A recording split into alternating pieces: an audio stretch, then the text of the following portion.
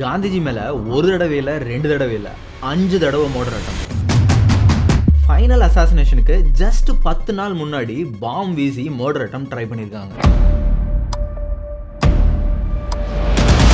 Same பிளேஸில் again, அதாவது 1948 ஜனவரி 30 பிர்லா ஹவுஸ் நியூ டெல்லியில் காந்திஜியை நாத்துராம் கோட்ஸே பாயிண்ட் பிளாங்க்ல சுட்டுக் கொள்றாரு. பேக் டு பேக் அட்டாக் 10 நாள் இல்லையா? It doesn't make any sense. காந்திஜிக்கு ஹிந்துசம் கிட்ட இருந்த டெடிகேஷன், அன்டச்சபிலிட்டிக்காக அவர் எடுத்த எஃபர்ட்ஸ், இது எல்லாம் பார்த்து வளர்ந்த ஒரு ஃபேன் அவரையே கொலை பண்ற அளவுக்கு அப்படி என்ன ஆச்சு? 5 தடவை அசாசினேஷன் அட்டெம்ப்ட் காந்தி மேல. அவரோட செக்யூரிட்டி என்ன அவ்வளோ வீக்கா? இன்னைக்கு நம்ம வீடியோவில் இந்த காந்திஜி அசாசினேஷன் அட்டெம்ப்ட்டுக்கு பின்னாடி இருக்கிற மாஸ்டர் மைண்ட், அதை இவங்க எப்படி எக்ஸிக்யூட் பண்ணாங்க, இவங்களுக்கு காந்தி மேலே அப்படி என்ன போவோம், வாங்க பார்க்கலாம்.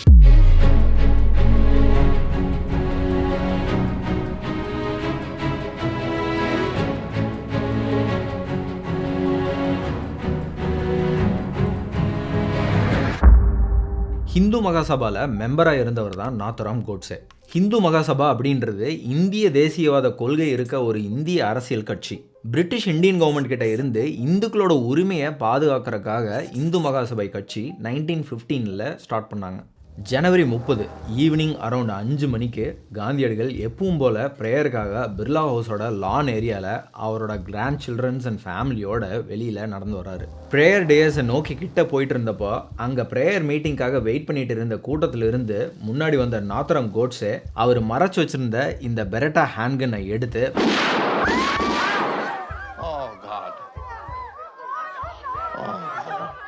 3 புல்லட்ஸ் காந்தியோட செஸ்ட், ஸ்டொமக் அண்ட் தை ஏரியாவை தொலைக்குது. அப்போ காந்தி நாத்துராம் கோட்ஸேவை பார்த்து ஹே ராம் அப்படின்னு அவரோட கடைசி வார்த்தையை சொல்லி கீழே சரிஞ்சு விழுகிறாரு. உடனே வீட்டுக்குள்ளே கூட்டிகிட்டு போய் அவரோட அறையில் படுக்க வச்ச கொஞ்ச நேரத்திலேயே அவரோட உயிரும் அவரோட உடலை பிரியுது. நாத்துராம் 4th ஷாட்டை தன்னைத்தானே சுட்டு இறக்குறதுக்காக பிஸ்டலில் தன் பக்கம் பாயிண்ட் பண்ணுறாரு. அப்போ அங்கே இருந்த ராயல் இந்தியன் ஏர்ஃபோர்ஸோட சார்ஜன்ட் ஒருத்தர் நாத்துராம் கையில் இருந்த பிஸ்டலில் தட்டி விடுறாரு. அங்கே வெறியோடு நின்றுட்டு இருந்த கூட்டம் காட்ஸேவை அடித்து துவைக்க ஆரம்பிக்கிறாங்க. அந்த டைம் ப்ரேயர் மீட்டிங்க்கு வந்திருந்த அமெரிக்கன் வைஸ் கவுன்சில் ஹெர்பர்ட் ரீனர் நாத்துராமை பிடிச்சு போலீஸ்கிட்ட ஹேண்ட் ஓவர் பண்ணுறாரு. அங்கேருந்து நாத்துராமை அரெஸ்ட் பண்ண போலீஸ் துக்லக் ரோட் போலீஸ் ஸ்டேஷனுக்கு கூட்டிகிட்டு போய் எஃப்ஐஆர் ஃபைல் பண்ணி விசாரிக்க ஆரம்பிக்கிறாங்க. ஆனால் போலீஸ் கேட்ட எந்த ஒரு கேள்விக்கும் ஆன்சர் பண்ணாத நாத்துராம் அவர் பண்ண கொலையை மட்டும் ஒத்துக்கிட்டு கோர்ட்டில் தான் அவர் பண்ண கொலைக்கான காரணத்தை சொல்லுவேன் அப்படின்னு சொல்கிறாரு. காந்திஜியை சுட்டு கொல்லப்பட்ட செய்தி அன்னைக்கு டெல்லி முழுக்க காட்டுத்தீ மாதிரி பரவுது. இதை கேள்விப்பட்ட ஹோம் மினிஸ்டர் சர்தார் வல்லபாய் பட்டேல், சுதந்திர இந்தியாவோட முதல் பிரதமரான ஜவஹர்லால் நேரு, இந்தியாவோட last viceroy Louis Mountbatten, இவங்க 3 பேரும் உடனே பிர்லா ஹவுஸ்க்கு போகிறாங்க. பிர்லா ஹவுஸ் இப்போ காந்தி ஸ்மிருதின்னு சொல்லப்படுற இடம். Located at 5 T's January mark, new Delhi. இவங்க 3 பேரும் இப்போ இங்கே போயிட்டு இங்கே இருந்த சுச்சுவேஷனை கண்ட்ரோலுக்கு கொண்டு வராங்க. நேரு ரேடியோ மூலமாக தேசப்பிதாவான காந்தி இப்போ நம்ம கூட இல்லை, காந்தி நாத்துராம் கோட்ஸே அப்படின்ற ஒருத்தரால் சுட்டு கொல்லப்பட்டார் அப்படின்னு அன்னைக்கு ஈவினிங் 6 மணிக்கே அதிகாரப்பூர்வமாக நாட்டு மக்களுக்கு தெரியப்படுத்துறாரு. Friends and comrades, the light has gone out of our lives and there is darkness everywhere. And I do not quite know what to tell you and how to say it. Our beloved leader, Bapu as we called him, the father of the nation, is no more. Gandhi இறந்ததுக்கு மறுநாள் 1948 ஜனவரி 31 டெல்லியில் இருக்க யமுனை ஆற்றங்கரையில் இப்போ ராஜ்காட் அப்படின்னு சொல்லப்படுற இடத்துல மகாத்மா காந்தியோட உடல் தகனம் செஞ்சாங்க. பிர்லா ஹவுஸ்ல இருந்து 5 மைல் டிஸ்டன்ஸில் இருக்க ராஜ்காட்க்கு 2 மில்லியனுக்கும் அதிகமான மக்கள் மகாத்மா காந்தியோட இறுதி ஊர்வலத்தில் கலந்துக்கிட்டாங்க. Ramdas Gandhi, youngest son of the Mahatma, placed the torch to the pile of sandalwood. The mass hysteria was broken by the chanting of a hymn. Mahatma Gandhi has become immortal. In the rising flames, the spirit of a great man passed to his God. 1949 November 8 அன்னைக்கே காந்திஜியை கொன்ன Nathuram and இந்த கொலைக்கு உதவியாக இருந்த ஹிந்து மகாசபையை சேர்ந்த நராயண் ஆப்டேவுக்கும் தூக்கு தண்டனை கொடுத்து அம்பாலா ஜெயிலில் வச்சுருந்தாங்க. இவங்களை தவிர இந்த கொலையில் தொடர்பு இருக்கிற இன்னும் 6 பேரை குற்றவாளிகள் அப்படின்னு போலீஸ் அரெஸ்ட் பண்ணாங்க. இந்த எல்லா அட்டம்ஸை பற்றியும் இன்னும் கொஞ்சம் நேரத்தில் நான் டீட்டெயிலாக சொல்கிறேன். இந்த அசாசினேஷனுக்கு முன்னாடி 1948 ஜான் 20th, அதாவது 10 நாள் முன்னாடி காந்திஜி மேலே நடத்தப்பட்ட ஒரு மர்டர் அட்டம்ப்டில் அரெஸ்டான நாத்துராமோட பிரதர் கோபால் கோட்ஸே, விஷ்ணு கர்கரே, மதன்லால் பாவா, இவங்க 3 பேருக்கு ஆயுள் தண்டனையும் கொடுக்கப்பட்டுச்சு. தத்தத்ரயா பிரச்சுரேக்கு 7 வருட சிறை தண்டனையும், திகாம்பர் பாட்ஜே அண்ட் சங்கர் கிஸ்டையா மேலே எந்த தவறு இல்லைன்னு சொல்லி ரிலீஸும் பண்ணியிருக்காங்க. ஆனால் இந்த கேங் வித்தின் 10 டேஸில் இவங்க திரும்பியும் அட்டாக் பண்ணது was a really a surprising move. இந்த கொலை பண்ணதுக்கு முக்கிய காரணமாக நாத்துராம் சொன்னது காந்தியடிகளோட non violence and religions tolerance எங்களால் ஏற்றுக்கவே முடியல அப்படிங்கிறது தான். அது மட்டும் இல்லாமல் வருங்கால இந்தியாவோட நலனுக்காகவும் இந்திய மக்களோட உயிர் காப்பாற்றப்படணும் அப்படின்னா காந்தி இறந்து தான் ஆகணும் அப்படின்னு அவர் சொல்கிறாரு. இவ்வளோ கோவமா? வாய். இதுக்கு காரணம் இந்தியா பார்ட்டிஷன் அப்போ பிரிட்டிஷ் இந்தியா, பாகிஸ்தான் இந்தியா அப்படின்னு 2 தனித்தனி சுதந்திர நாடுகளாக பிரிக்கப்பட்டுச்சு. அப்போ ஏற்பட்ட வன்முறையில் பல இந்திய மக்களோட உயிர் பறிபோச்சு. அப்போ காந்தியோட அகிம்சை முறை எந்த ஒரு எதிர் தாக்குதலையும் எடுக்காமல் இந்தியாவில் வன்முறையை ஸ்டாப் பண்ணாங்க. ஸோ இப்படி back to back assassination attempts நடந்தும் காந்திஜிக்கு சரியான செக்யூரிட்டி மெஷர்ஸ் ஏன் கொடுக்கல? இன்ஃபேக்ட் ஜனவரி 20th 1948 பாம் எக்ஸ்ப்ளோஷனுக்கு அப்புறம் போலீஸ் இவங்க பயங்கர ஸ்ட்ரிக்ட் மெஷர்ஸை சஜஸ்ட் பண்ணியிருக்காங்க. எல்லா விசிட்டர்ஸையும் நாங்கள் வந்துட்டு சர்ச் பண்ணி தான் இனிமேல் உள்ளே அனுப்புவோம் அப்படின்னு சொல்லியிருக்காங்க. இதை காந்திஜி கிளியராக ரிஜெக்ட் பண்ணியிருக்காரு. என்ன சொல்லியிருக்காருன்னா, those who preferred security to freedom have no right to live அப்படின்னு சொல்லியிருக்காரு. ஸோ இவரோட நான் வயலன்ஸோட பிரின்சிபல்ஸை காரணமாக காட்டியே இவருக்கு எனக்கு செக்யூரிட்டி எதுவும் தேவையில்லை அப்படின்னு காந்திஜியே சொல்லியிருக்காரு. ஸோ இந்த பீரியடில் பல அட்டம்ப்ட்ஸை கேரி ஓவர் பண்ணிவிட்டு கோட்சேவும் நாராயண் ஆப்டேவும் பல சிட்டிஸ் மாறி தலைமறைவாகியும் கன்ஸும் ப்ரொக்கர் பண்ணியிருக்காங்க. ஸோ போலீஸ் இந்த பாம் பிளாஸ்டில் மதன்லால் பாவாவை அரெஸ்ட் பண்ணாலும் 10 நாளுக்குள்ளே அவங்களால கோட்சேவை பற்றின நியூஸை இன்ட்ராக்ட் பண்ணி அவங்கள்ட்ட வாங்க முடியல. ஸோ இந்த interrogation was a failure. So நான் சொன்ன மாதிரி காந்திஜியோட கொலைக்கு பின்னாடி இந்திய பிரிவினை, அப்போ நடத்தப்பட்ட வன்முறைகள், அதுக்கு இந்திய அரசாங்கமும் காந்தியும் எடுத்த நடவடிக்கைகள் அப்படின்னு பல காரணங்களை கோட்சே முன்வைக்கிறாரு. சரி, இப்போ இந்த நாத்துராம் கோட்சேங்கிறது யார், இவரோட லைஃப் தான் என்ன அப்படிங்கிறதையும் பார்க்கலாம். நாத்துராம் கோட்சே 1910 மே 19 மகாராஷ்டிராவில் இருக்க ஒரு பிராமின் ஃபேமிலியில் விநாயக் வாமனராவ் கோட்சே அண்ட் லக்ஷ்மி அப்படிங்கிற தம்பதிக்கு 4வது மகனாக பிறகுறாரு. இவர் பிறந்தப்ப இவருக்கு வச்ச பேர் ராமச்சந்திர விநாயக் கோட்சே. நாத்துராம் அப்படிங்கிற பேரில் நாத் அப்படின்றது மராத்தியில் நோஸ் ரிங் அப்படின்னு அர்த்தம். நாத்துராமோட சைல்ட்ஹுட்டில் அவருக்கு மூக்கு குத்தி போட்டு ஒரு கேர்ள் பேபி மாதிரி தான் அவரை வளர்த்துருக்காங்க. இதுக்கு காரணம் அவங்க ஃபேமிலியில் நாத்துராமுக்கு முன்னாடி பிறந்த முதல் 3 ஆண் குழந்தைங்களும் இறந்து போயிருக்காங்க. அதிலிருந்து ஒரு சூப்பர்ஸ்டிஷியஸ் பிலீஃப் தான். இவருக்கு அப்புறம் பிறந்தவர் தான் இவரோட தம்பி கோபால் கோட்சே. நாத்துராம் அவரோட 5th கிரேட் வர மகாராஷ்டிரா பிரம்மதி சிட்டியில் இருக்க ஸ்கூல்லையும் அதுக்கப்புறம் பூனேக்கு ஷிஃப்ட் ஆகி அவரோட ஸ்டடீஸை கண்டினியூ பண்ணுறாரு. பட் ஹை ஸ்கூலில் ட்ராப் அவுட் ஆன நாத்துராம் 1932 ராஷ்ட்ரிய ஸ்வயம் சேவக் சங், அதாவது RSS அப்படின்ற ஹிந்து நேஷனலிஸ்ட் ஆர்கனைசேஷனில் கிரவுண்ட் ஒர்க்கராகவும் சைமல்டேனியஸ்லி ஹிந்து மகாசபாவில் மெம்பராகவும் ஜாயின் பண்ணுறாரு. அக்ரானி அப்படின்ற நியூஸ் பேப்பர் மூலமாக நாத்துராம் அவரோட தாட்ஸை ஆர்டிகல்ஸ் மூலமாக பப்ளிஷ் பண்ண ஆரம்பிக்கிறாரு. இவர் காந்திஜியோட பாலிசிஸ் அண்ட் ரிலீஜியஸ் டாலரன்ஸுக்கும் எதிராகவும் பல கருத்துக்களை வெளியிடுறாரு. இந்த நேரத்தில் தான் நாத்துராம் பூனேல ஸ்கூல் டீச்சராக இருந்த நாராயண் ஆப்டேவை மீட் பண்ணுறாரு. இவரும் இந்த மகாசபையில் ஒரு உறுப்பினராக இருந்தவர் தான். 1946 இந்தியா பார்ட்டிஷன் நடந்தப்ப நாத்துராம் RSS அமைப்பை விட்டு வெளியே வந்ததாகவும் காந்தி கொலைக்கும் RSS அமைப்புக்கும் எந்தவித சமமும் இல்லை அப்படின்னு நாத்துராம் கோர்ட்டில் சொல்கிறாரு. பட் நாத்துராம் RSSலேருந்து வெளியே போனாரா இல்லையா அப்படிங்கிறதுக்கு சரியான ஆதாரம் இல்லை. ஆரம்பத்தில் RSS அண்ட் ஹிந்து மகாசபோட கொள்கைகள் ஒன்றா இருந்தாலும் அதுக்கப்புறம் பிஜேபியோட பொலிட்டிக்கல் ஃபோர்ஸ் RSSல நுழைய ஆரம்பிச்சிச்சு. இதனால காங்கிரஸ் பார்ட்டியை சேர்ந்த பல பேர் RSS அமைப்பை விட்டு விலக ஆரம்பிச்சாங்க. ஸோ இந்தியா பாகிஸ்தான் பிரிவினை நடந்தப்போ காந்தியடிகளோட கொள்கைகள் இந்தியாவையும் இந்திய மக்களையும் இல்லாமலே செஞ்சிடும் அப்படின்னு நினச்ச நாத்துராமும் அவர் கூட இருந்த ஹிந்து மகாசபையில் இருந்த இன்னும் சில பேரும் சேர்ந்து காந்தியடிகளை கொலை செய்கிறதா முடிவு எடுக்கிறாங்க. பேசிக்கலி காந்திஜி பாகிஸ்தானுக்கு ஃபேவரட்டிசம் காமிக்கிறாரு அப்படிங்கிறது இவங்களோட கருத்து. ஸோ அப்படி அந்த இந்தியா பார்ட்டிஷன் அப்போ அப்படி என்ன தான் ஆச்சு அப்படின்னு கொஞ்சம் பார்க்கலாம். 1947 ஜூன் 3 இந்தியன் வைஸ்ராய் மவுண்ட் பேட்டனால் கொண்டு வரப்பட்ட ஒரு திட்டம் தான் இந்திய பிரிவினையோட Mountbatten plan or June 3 plan. நீங்கள் எல்லாம் ஹேராம் படம் பார்த்துருப்பீங்க. சாக்கெத் ராம் அப்படின்ற ஒரு ஹிந்து ஆர்கியாலஜிஸ்டோட கதையை மையமாக வச்சு எடுக்கப்பட்டது தான் அந்த படம் ஹேராம். இந்தியா பார்ட்டிஷன் அப்போ நடந்த வன்முறையில் சாக்கெத் ராமோட ஒய்ஃப் அபர்ணா ரேப் பண்ணி கொலை பண்ணப்பட்டிருப்பாங்க. இந்த வன்முறையை தடுக்க இந்திய அரசாங்கம் எதிர்த்தாக்குதல் நடத்தாமல் இருந்ததுக்கு காரணம் காந்தியடிகளோட அகிம்சை முறை தான் காரணம் அப்படின்னும், இதுதான் தன்னோட மனைவி இறந்ததுக்கும் முக்கியமான காரணம் அப்படின்னு நினச்ச சாக்கெத் ராம் ஒரு தீவிரவாதியாக மாறி காந்தியை கொலை செய்கிற முயற்சியில் நாத்துராம் கூட சேர்ந்து இறங்குறாரு. இதை பற்றி தான் அந்த மூவிலையும் சொல்லியிருப்பாங்க. யார் காரணம் நீ நினைக்கிற? அல்தாஃப் டெய்லர்.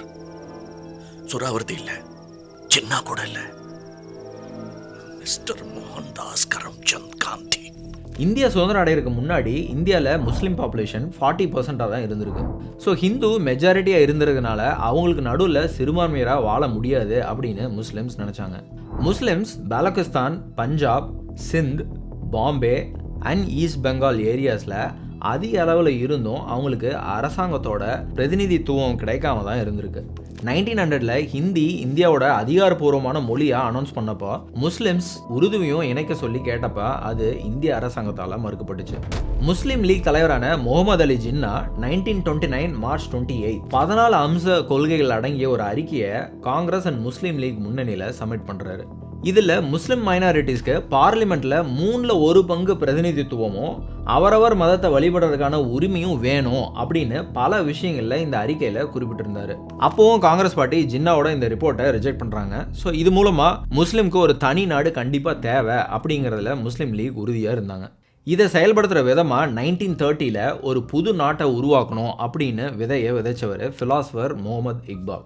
அந்த நாட்டுக்கு பாகிஸ்தான் அப்படின்னு பேர் வச்சது லாயர் சௌத்ரி முகமது அலி. ஸோ இங்கே பஞ்சாப், ஆப்கானிஸ்தான், காஷ்மீர் அண்ட் சிந்தோட ஃபர்ஸ்ட் லெட்டர்ஸையும், ஸோ PAKS, பலூச்சிஸ்தானோட இருக்கிற தான் அப்படின்ற வேர்டையும் சேர்த்து பாகிஸ்தான் அப்படிங்கிற பெயரை டிசைட் பண்ணாங்க. 1937ல் நடந்த எலெக்ஷனில் காங்கிரஸ் கட்சி ஆட்சிக்கு வந்துச்சு. பட் உத்தரப்பிரதேசில் மொத்தம் 35 இடங்கள்ல 29 இடத்துல முஸ்லீம் லீக் வின் பண்ணுறாங்க. அப்போயும் பாகிஸ்தான்ற தனிநாடு உருவாகியே தீரணும் அப்படிங்கிறதுல முகமது அலி ஜின்னா உறுதியாக இருந்தார். ஆனால் இந்தியா பிரிக்கப்படணும்னு சொன்னப்போ அதை ஒத்துக்காத காந்தி அப்படி ஒன்று நடந்துச்சுன்னா அது என்னோட சடலத்து மேலே தான் நடக்கும் அப்படின்னு உறுதியாக சொல்கிறாரு. இன்ஃபேக்ட் காந்திஜி முகமது அலி ஜின்னாவே பிரைம் மினிஸ்டர் ஆக்கிடலாம் யுனைடெட் இந்தியா 1947ல் அப்படின்னு கூட ப்ரொபோசல் கொடுத்துருக்காரு. ஆனால் அதுக்கும் காங்கிரஸ் ஒத்துக்கல. இதுக்காக மவுண்ட் பேட்டன் காந்தியையும் ஜின்னாவையும் கூப்பிட்டு பேசினப்போ ஜின்னா அவரோட முடிவில் உறுதியாக இருக்காரு. இதோட விளைவாக 1947 ஜூன் 3 ரேடியோவில் இந்தியா சுதந்திரம் பற்றின அறிவிப்பு வெளியாகுது. இதை பற்றி ரேடியோவில் ஃபர்ஸ்ட் மவுண்ட் பேட்டன் பேசினதுக்கு அப்புறம் பேசின நேரு வருத்தத்தோட இந்தியா பிரிவினையோட தான் சுதந்திரம் அடைய போகுது அப்படின்னு அனௌன்ஸ் பண்ணுறாரு. இந்த பிரிவினை அப்போ நாட்டோட அசட்ஸ் அண்ட் ரிசோர்ஸை டிவைட் பண்ணது கவர்மெண்ட் லாயராக இருந்த சௌத்ரி முகமது அலி அண்ட் HM பட்டேல் தான். ஸோ மூவபிள் அண்ட் இம்மூவபிள் அசட்ஸ்ன்னு சொல்லி ஹிந்து முஸ்லிம்ஸ் பாப்புலேஷனுக்கு ஏற்ற மாதிரி 80% அசட்ஸை இந்தியாவுக்கும் 20% பாகிஸ்தானுக்கும் பிரிக்கப்பட்டுச்சு. பேசிக்கலி எல்லாமே பேங்க்கில் இருந்த பணம், நகைகள், கவர்மெண்ட் ஆஃபீஸில் இருந்த டேபிள், சேர் முதற்கொண்டு எல்லாமே சரிசமமாக பிரித்தாங்க. இந்த பார்ட்டிஷன் பீரியடில் தான் பஞ்சாப், பங்களாதேஷ் அண்ட் டெல்லியில் இந்து இஸ்லாமுக்கு நடுவில் உருவான கலவரம் எல்லை மீறி போக ஆரம்பிச்சிச்சு. இதனால் லட்சக்கணக்கில் மக்கள் உயிரிழந்தாங்க. Communal riots, massacres and mass migrations, Punjab தான் இதில் ஒஸ்ட் இம்பேக்ட். இந்த வன்முறையால் இந்தியாவில் இருந்த முஸ்லிம்ஸ் எல்லாரும் பாகிஸ்தானுக்கும், அதே மாதிரி முஸ்லிம்ஸ் அதிகமாக இருந்த பகுதியில் இருந்த இந்துஸ் இந்தியாவுக்கும் வர ஆரம்பித்தாங்க. ஆனால் சில இஸ்லாமியர்கள் பாகிஸ்தானுக்கு போக விரும்பாமல் இது நாங்கள் பிறந்த வளர்ந்த இடம் அப்படின்னு சொல்லி இந்தியாவிலேயே இருக்கவும் நினச்சாங்க. இந்தியா பாகிஸ்தானுக்கு நடுவில் பார்டர் லைனை பிரிக்கிறதுக்காக லாயர் சர் சிரில் ராட்லிஃபை அப்பாயின்ட் பண்ணாங்க. ஃபஸ்ட்டு பஞ்சாபை தான் பிரித்தாங்க. அங்கே முஸ்லிம்ஸ் அதிகமாக இருந்த வெஸ்ட் ரீஜியனாக பாகிஸ்தானுக்கும், ஹிந்துஸ் அண்ட் சிக்ஸ் பாப்புலேஷன் அதிகமாக இருந்த ஈஸ்ட் சைடை இந்தியா பக்கமும் பிரித்தாங்க. அதே மாதிரி பங்களாதேஷோட வெஸ்ட் சைடு இந்தியாவுக்கும், ஈஸ்ட் பாகிஸ்தானுக்கும் டிவைட் ஆச்சு. ஜம்மு காஷ்மீர் முழுக்க இந்தியாவுக்கு கொடுக்கப்பட்டு பார்டர் லைனும் வரைஞ்சு நாடுகள் பிரிக்கப்பட்டுச்சு. ஆனால் இந்த இந்து இஸ்லாம் கலவரம் நிற்கிறதா இல்லை.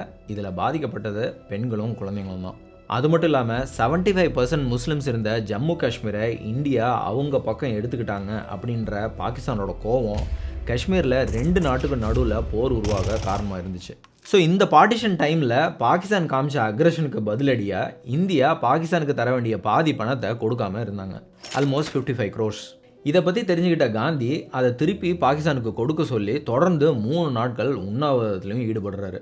இதனால் வேறு வழியே இல்லாமல் இந்திய அரசும் பாகிஸ்தானுக்கு கொடுக்க வேண்டிய 55 கோடி பணத்தை அந்த டைமில் கொடுக்குறாங்க. இந்த நேரத்தில் மகாராஷ்டிரா பூனே டிஸ்ட்ரிக்டில் RSS அமைப்பை சேர்ந்தவங்க நடத்தின போராட்டத்தில் நாத்ராம் காந்தியடிகளோட இந்த செயலை சுட்டி காட்டி அவருக்கு எதிராக குரல் கொடுக்குறாரு.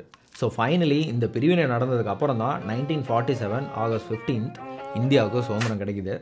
Democracy is just a word unheard of by the majority. This is the real challenge to Nehru and to Jinnah. Britain has fulfilled her mission. It is for India herself now to make her destiny. சுதந்திரம் கிடைச்ச 5 மாதத்தில் காந்தியடிகள் கொலை செய்யப்படுறாரு. So first அட்டம் 1934 June 25 அன்னைக்கு நடக்குது. அன்னைக்கு காந்தி அவரோட wife கஸ்தூரிபாயோட பூனேல இருக்க ஒரு கார்ப்பரேஷன் ஆடிட்டோரியமில் ஸ்பீச் கொடுக்கறதுக்காக 2 பேரும் காரில் கிளம்புறாங்க. ஃபஸ்ட்டு போன கார் ஆடிட்டோரியம்குள்ளே என்டர் ஆனதும் அந்த கார் மேலே ஹேண்ட் கிரேனேட்ஸ் வீசப்படுது. ஃபார்ச்சுனேட்லி காந்தி பின்னாடி வந்துட்டு இருந்த செகண்ட் காரில் இருந்ததால் அங்கே எஸ்கேப் ஆகிறாரு. செகண்ட் அட்டம் 1944 மேல மகாராஷ்டிரா சத்தாரா டிஸ்ட்ரிக்டில் இருக்க பஞ்ச்கனியில் அப்போ காந்தி மலேரியாவால் அஃபெக்ட் ஆகி இருந்ததால் டாக்டர் கொடுத்த அட்வைஸ் படி காந்தி பஞ்ச்கனி ஹில் ஸ்டேஷனில் ஸ்டே பண்ணியிருந்தார். அந்த இடத்த எப்படியோ தெரிஞ்சுக்கிட்ட நாத்துராமன் டீம் செகண்ட் அட்டம்ப்ட்டுக்கு பிளான் பண்ணுறாங்க. ஸோ அங்கே பஞ்ச்கனியில் நடக்கிற இந்த ப்ரேயர் மீட்டிங்கில் எப்படியோ கூட்டமாக மிங்கிள் ஆகி ஆன்டி காந்தி ஸ்லோகனை சொல்லி ஒரு கலவரத்தை உண்டு பண்ணி அந்த இடத்துல நாத்துராம் கத்தியோட காந்தியை குத்தி கொலை பண்ண ட்ரை பண்ணுறாரு. இதில் போலீஸ் இவரை அரெஸ்ட்டும் பண்ணுறாங்க. பட் சேம் காந்திஜியோட கிரிமினல் சார்ஜஸ் பாலிசியால் இவர் ரிலீஸும் பண்ணப்படுறாரு. காந்திஜியோட philosophy and பிரின்சிபலான non violence and forgiveness policy தான் அது. தன்னையே கொலை பண்ண வந்திருந்தாலும் நாத்துராமை மன்னிச்சு ரிலீஸ் பண்ண சொல்கிறாரு. ரிலீஸ் ஆன அடுத்த 4 மாதத்தில் 1944 செப்டம்பர் 9 எகெயின் நாத்துராம் அண்ட் மகாசபை சேர்ந்த ஒரு டீம் 3வது முறையாக கொலை முயற்சியில் ஈடுபடுறாங்க. பாகிஸ்தானோட கவர்னர் முகமது அலி ஜின்னாவை மீட் பண்ண காந்தி போகிறப்போ அவரை வழியில் மறைச்சு அவரை கத்தியால் குத்தி கொலை பண்ண ட்ரை பண்ணுறாங்க. இதுலேயும் அன்ஃபார்ச்சுனேட்டாக ரிலீஸ் ஆகிறாங்க. ஃபோர்த் அட்டம் 1946 ஜூன் காந்தி அவருக்கு ஏற்பாடு செஞ்சிருந்த மும்பையிலிருந்து பூனேக்கு போகிற ஒரு ஸ்பெஷல் ட்ரெயினில் ட்ராவல் பண்ணிட்டு இருந்தப்போ நெருல் அண்ட் கஜத் ஸ்டேஷனுக்கு நடுவில் இருக்க ரயில்வே ட்ராக்கில் பாறாங்கல்களை போட்டு அங்கே அட்டாக் பண்ண ட்ரை பண்ணுறாங்க.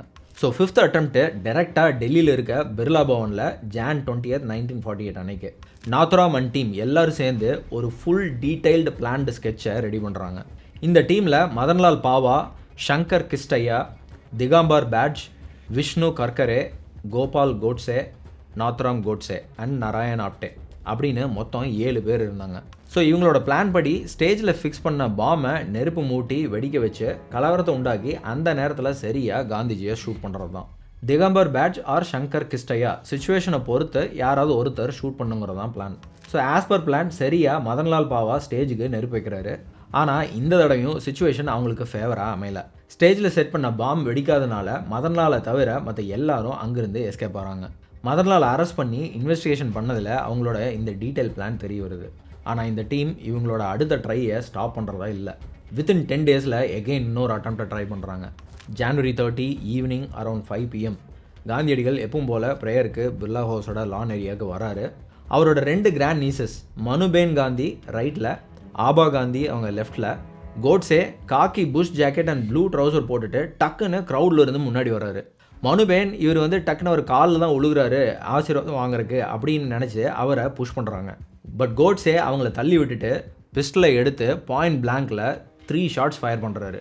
So is final words hey Ram அப்படின்னு சொல்லிட்டு காந்தி அங்கேயே விழுந்து மரணம் அடைகிறார். பாகிஸ்தானோட governor general as well as ஃபவுண்டராக இருந்த முகமது அலி ஜின்னா காந்திஜி மாதிரியான ஒரு சிறந்த தலைவருடைய இறப்பு தனக்கு வருத்தத்தை அளிக்கிறதாகவும் இது ஈடு செய்ய முடியாத ஒரு இழப்பு அப்படின்னு அவரோட வருத்தத்தை தெரிவித்தார். காந்திஜியோட அட்வர்சியாக இருந்த சவுத் ஆஃப்ரிக்காவோட former prime minister Jan Smuts தலை சிறந்த ஒரு தலைவரை இந்தியா இழந்துருச்சு அப்படின்னும் 1948 ஜனவரி 30 night British prime minister Clement Attlee Mahatma காந்தியோட இறப்பு இந்தியாவுக்கு மட்டும் இல்லை உலகத்துக்கே ஒரு மிகப்பெரிய இழப்புன்னும் பிரிட்டிஷோட ஸ்டேட் செக்ரட்டரி லியோ ஆமரி இந்தியாவில் பிரிட்டிஷ் ஆட்சி முடிவுக்கு வந்ததுக்கு ஒரு முக்கியமான காரணமாக இருந்தது காந்திஜி அப்படிங்கிறத யாராலும் மறுக்க முடியாத ஒரு உண்மை அப்படின்னு சொல்லியிருந்தார். காந்திஜியோட great admirer Albert Einstein Mahatma Gandhi தன்னோட கொள்கையான அகிம்சைக்கு பலியானார் அப்படின்னு தன்னோட இரங்கலில் தெரிவிச்சிருந்தார். தன்னோட எதிரிகளையும் நேசிக்கிற ஒருத்தர் தண்டனைகள் இல்லாமல் மன்னிப்பையும் கருணையும் மட்டுமே தவறுக்கான தீர்வாக பார்த்த ஒரு புனிதர் மகாத்மா காந்தி அப்படின்னு அவரோட பெருமையை தி நியூயார்க் டைம்ஸ் தன்னோட எடிட்டோரியலில் எழுதினாங்க. ஸோ ஃபைனலி காந்திஜி மர்டர் கேஸோட first trial 1948 May Delhi red ஃபோர்ட்டில் ஸ்டார்ட் ஆகுது. கோட்ஸேக்கு சப்போர்ட்டாக ஆர்கியூ பண்ணுறதுக்கு எந்த லாயரும் வரல. கோட்ஸேக்காக அவரே ஆர்கியூ பண்ணுறதுக்கு பர்மிஷன் கிடைக்குது. நாத்துராம் அவர் எழுதின 92 பேஜஸ் ஹேண்ட் ரிட்டன் ஸ்டேட்மெண்ட்டை ஹியரிங்கில் ரீட் பண்ணுறாரு. தேசத்தோட எதிர்கால நலனுக்காகவும் ஒரு தேசமாக இந்தியா தன்னோட சொந்த நலனுக்காக செயல்படணும் அப்படின்னா காந்தியை அரசியல் மேடையில் இருந்து நீக்கிறது தான் ஒரே சிறந்த முடிவு, அதுக்காக தான் இதை பண்ணோம் அப்படின்னு சொல்கிறாரு. இந்தியா பாகிஸ்தான் பிரிவினை எப்போ நடந்த வன்முறைகளுக்கும் காரணம் இவரோட பாலிசிஸ் தான் அப்படின்னு அவர் மேலே குற்றச்சாட்டை வைக்கிறாரு. இந்திய சுதந்திரத்துக்காக போராடின பகத்சிங், சுபாஷ் சந்திர போஸ், நானா சாஹேப் மாதிரியான பல சுதந்திர போராட்ட வீரர்கள் ஆங்கிலேயர்கள் கூட போராடி போரில் வீர மரணம் அடைஞ்சிருக்காங்க. ஆனால் இந்தியா பாகிஸ்தான் பிரிவினையில் ஒரே நாட்டை சேர்ந்த மக்கள் அவங்களுக்குள்ளேயே வன்முறையை வளர்த்து விட்டு லட்சக்கணக்கான மக்கள் உயிரிழந்தது ஒரு வருத்தப்பட வேண்டிய விஷயம்தான். இந்த மக்கள் எல்லாரும் இறந்ததுக்கு காரணம் காந்தியடிகள் கிட்ட இருந்த இந்த அகிம்சை முறை தான் அப்படின்னு சொல்லி நாத்துராம் அவரோட ஸ்டேட்மெண்ட்டில் சொல்கிறாரு. இந்த ட்ரையல் May 27, 1948 ஆரம்பித்து 8 மாதம் போகுது. இந்தியன் கவர்மெண்ட் கோட்ஸை வச்ச எல்லா ஸ்டேட்மெண்ட்டையும் பேன் பண்ணுறாங்க. February 10, 1949 கோட்ஸே அண்ட் நாராயண் ஆப்டே 2 பேருக்கும் தூக்கு தண்டனை கொடுக்குறாங்க. நாத்துராமோட பிரதர் கோபால் கோட்ஸே, விஷ்ணு கார்கரே, மதன்லால் பாவா அண்ட் சங்கர் கிஸ்டயா இவங்க எல்லாத்துக்கும் லைஃப் சென்டென்ஸ் கொடுக்குறாங்க. தத்தாத்ரேயா பர்ச்சுரேக்கு 7 years இம்ப்ரிசன்மெண்ட். இதுக்கு மாஸ்டர் மைண்டாக இருந்த விநாயக் தாமோதர் சவர்கருக்கு போதுமான எவிடன்ஸ் இல்லாதனால இவரை விடுதலை பண்ணுறாங்க. Finally Nathuram Godse and Narayan Apte November 15, 1949 Ambala central jail ஹரியானாவில் அவங்களோட தூக்கு தண்டனை நிறைவேற்றப்படுது. இந்த ஒரு விஷயத்தை சொல்லி முடிக்கணும்னு நினைக்கிறேன் மக்களே. காந்திஜி சொன்ன ஒரு விஷயம் நம்ம எல்லாத்துக்கும் ஞாபகம் இருக்கும்னு நினைக்கிறேன். Be the change you wish to see in the world. அவர் சொன்ன விஷயம் என்னென்னா, we but mirror the world. All the tendencies present in the outer world are to be found in the world of our body. If we could change ourselves, the tendencies in the world would also change. As a man changes his own nature, so does the attitude of the world change towards him. This is the divine mystery supreme. A wonderful thing it is and the source of our happiness. We need not wait to see what others do. Jai Hind. That's it மக்களே. Video பிடிச்சிருந்ததுன்னா இங்கே click பண்ணி Indira Gandhi and Rajiv Gandhi assassination பற்றின டீட்டெயில்ஸை ஃபுல்லாக discuss பண்ணியிருக்கேன். பார்த்து டீட்டெயிலாக தெரிஞ்சுக்கோங்க. இந்த வீடியோ பற்றின கருத்தை கமெண்ட்ஸில் எனக்கு சொல்லுங்கள். வேறு இது மாதிரி வீடியோஸ் வேணும்னாலும் எனக்கு சஜஷன் கொடுக்க மறந்துடாதீங்க. நம்ம சேனலில் மெம்பர்ஷிப் இன்ட்ரடியூஸ் பண்ணியிருக்கோம், அதையிலையும் ஜாயின் பண்ணிக்கோங்க. ஆல்சோ சேனலை சப்ஸ்கிரைப் பண்ண மறந்துடாதீங்க. இன்னொரு வீடியோவில் சந்திப்போம். ஜெய்சம் சைனிங் ஆஃப்.